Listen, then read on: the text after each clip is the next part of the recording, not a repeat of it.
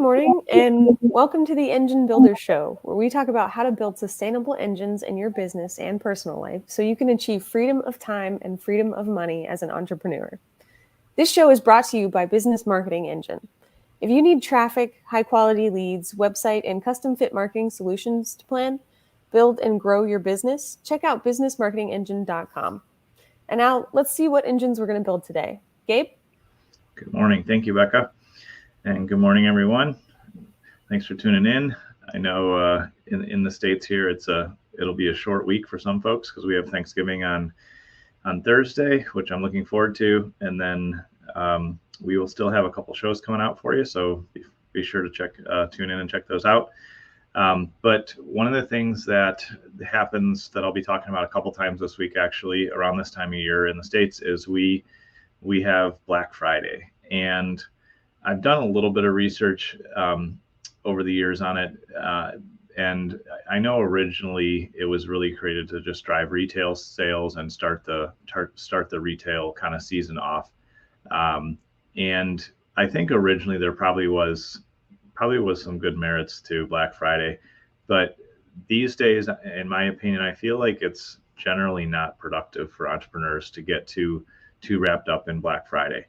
The only time that I would say, in my opinion, that does make sense is if you really do have a really high margin product and discounting it at some level doesn't affect your bottom line margin overall, then it's something to be open to.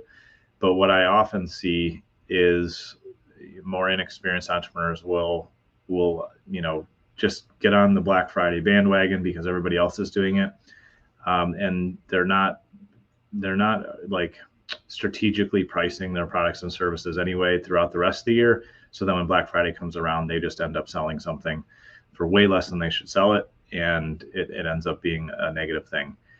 I remember when Black Friday always reminds me of when Groupon first came out, and it was just like this sensational wave that kind of hit our country, and people were super excited about Groupon. Entrepreneurs were impressed with how fast they were growing. It was driving a ton of business into different establishments.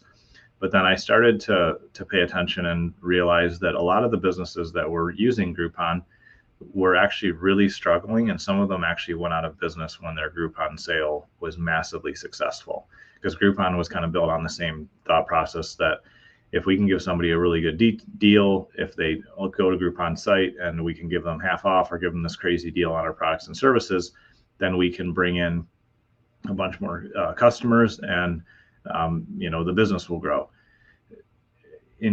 Conceptually, there's some merit there, but where a lot of inexperienced entrepreneurs or business owners just really don't have a good handle on their finances, what a lot of them didn't realize is that it's only beneficial to your business to run a fire sale like that, or if we're talking about this week, like Black Friday, it's only beneficial if you have a really strong back-end follow-up process that you already know your numbers and you can convert that client into your regular pricing or higher end offers.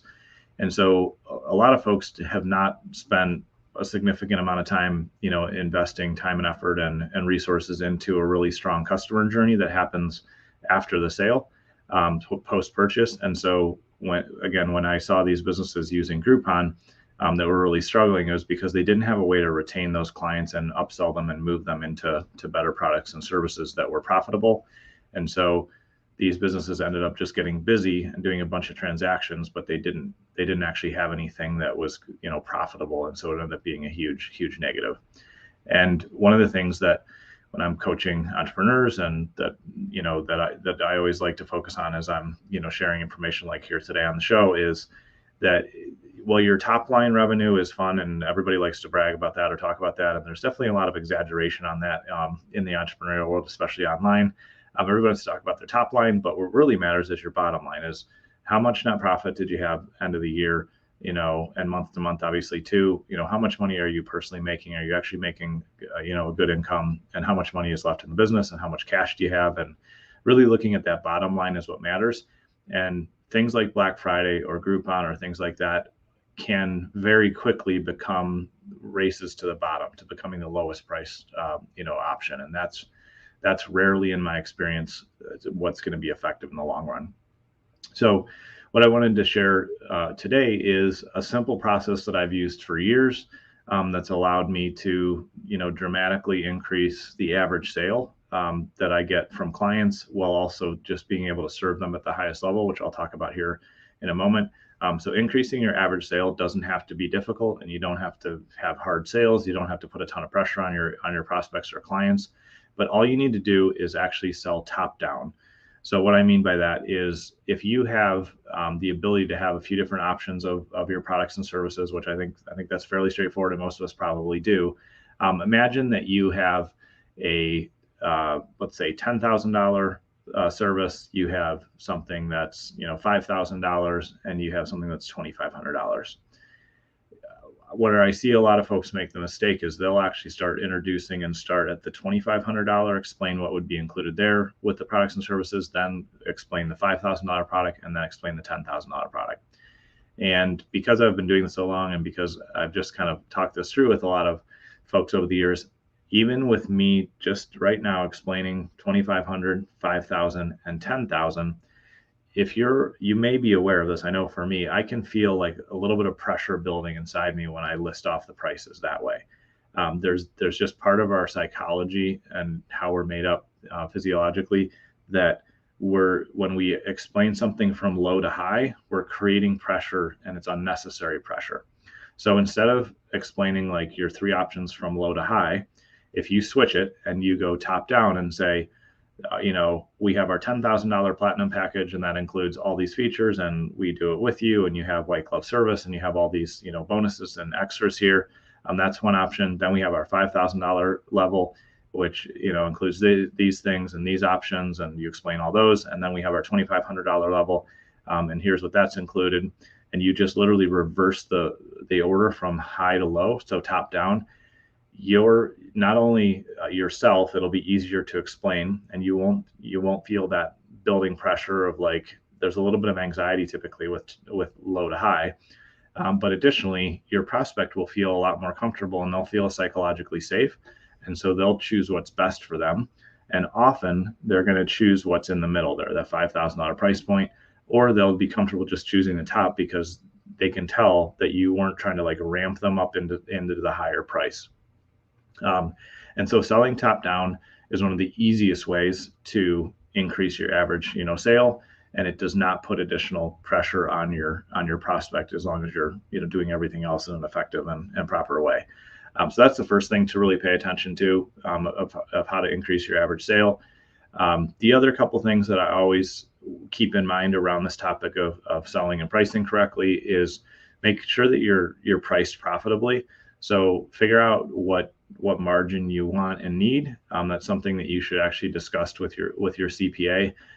They can help you explain what's in your industry, what's best practices, and you can see what they recommend. And then I always try to push for a little bit more than what my CPA even says, and I try to, once I've gone through that process, I'll say, okay, well, what can we actually achieve from a profitability standpoint? Because the more profitable you are, the more you're able to serve your clients at the highest level.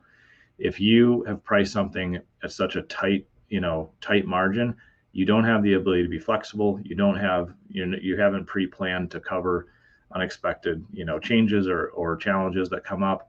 And you're going to be so busy that you're going to be like those folks we talked about in the beginning of the show here, who ran Groupon. You're just going to be filling orders, being very transactional, and you won't have the ability to really heighten that level of customer experience. So make sure you're profitable. Keep a close eye on that. And there really is different margins in different spaces, but I have yet to meet an entrepreneur where I said, hey, let's double your prices. And if they do it, then they usually get busier, which is interesting, but they have way more margin, and they're able to serve their clients, more effectively. Because the thought exercise that's really worth going through is, if you were to double your product or service pricing today and you lost half your existing customers, would you be in a worse or better position? And you'd be in a better position, because you have more profit per customer. You'd be able to serve them more. You'd have all these resources to do an even better job for them. And you wouldn't be, scrounging to make sure that you made ends meet or you have enough resources. So make sure that you're priced profitably. And then the other thing that I'll just touch on for a minute is learn value-based pricing. I know for me starting out, I used to look at all my costs and say, oh, all my costs of labor, materials, and everything are going to add up to, $1,000. So I'm gonna price this at, $1,300 or $1,400 or $1,500. Like if I was really being aggressive in that pricing model. But the challenge is with only, $500 left of profit, something's going to come up and you're going to need another $100 or $200 of that, because that's how projects go, or that's how things go, or prices may increase on the products that you, or the materials that you need for your products. So then you're down to $300. And then out of that, let's just throw kind of a random, tax number in there. 30% of that income is going to be taxed. So you have $200 left. And then what do you actually have left for your own business owner income, and what do you have left to reinvest in your team and be able to hire more people? That money disappears very quickly when we do cost plus pricing. What's most effective, and this is especially valuable in the services space, but I really believe this also applies in the product space as well, is look at value-based pricing. So from the services perspective, if you really invest in the relationship with your prospect, you understand where they're at, and you know that they have a problem that's costing them $100,000 a year, and you have the ability to solve it, then you can very easily go in and say, well, for $10,000, I'll solve this problem for you and it'll all be handled. And when you're doing value-based pricing, like what's the value of solving this problem for somebody, you typically have much better margin, and you're able to use your knowledge and expertise and experience to solve those problems for them. And you're able to deliver an amazing result because you're focused on solving the big problem, not just focus on like, how much does it cost me to deliver this amount of time or these components or things like that. The same thing can be true on the product side. And I definitely think it's worth looking at there. Is like, as an example, I just bought a heart monitor that tells me if my heart and my breathing are in coherence, if they're synchronized. And I know I've built, hardware before. I've built electronic hardware before. And so I know that this device that I got probably cost them $15, maybe $20 to create. But I paid $180 for it. And I had a great customer service experience. It came in a great package. And the value that I'm going to get from this device is being able to monitor my heart and my breathing, be in coherence, and just, manage my health and my stress levels and everything in a more effective way. So I'm buying the result. I'm not buying like the markup on them, on the physical goods that are being delivered. So looking at things from a value-based pricing perspective is really key. Making sure you're profitable, and then selling top down when you have the opportunity to do that in conversation, especially. And also, there's definitely some testing that can be done like on sales pages and things like that, but specifically selling in person, selling top down has always been effective. So keep those things in mind, and that will drive up your average sale without putting pressure on your prospect in a unethical or ineffective way. And that will allow you to actually sell profitable things instead of focusing on driving yourself to being the lowest price in the market. So that's what I have for everyone today, and I'll turn it back to you, Becca. Awesome. And that's it for our Engine Builder Show today. We're glad you joined us today to make sense of the entrepreneurial world and to learn how to apply Gabe's thoughts and strategies to the work for your success. For unique marketing solutions that will grow your business, head to businessmarketingengine.com. We'll talk to you next time. Bye. Thanks, everyone.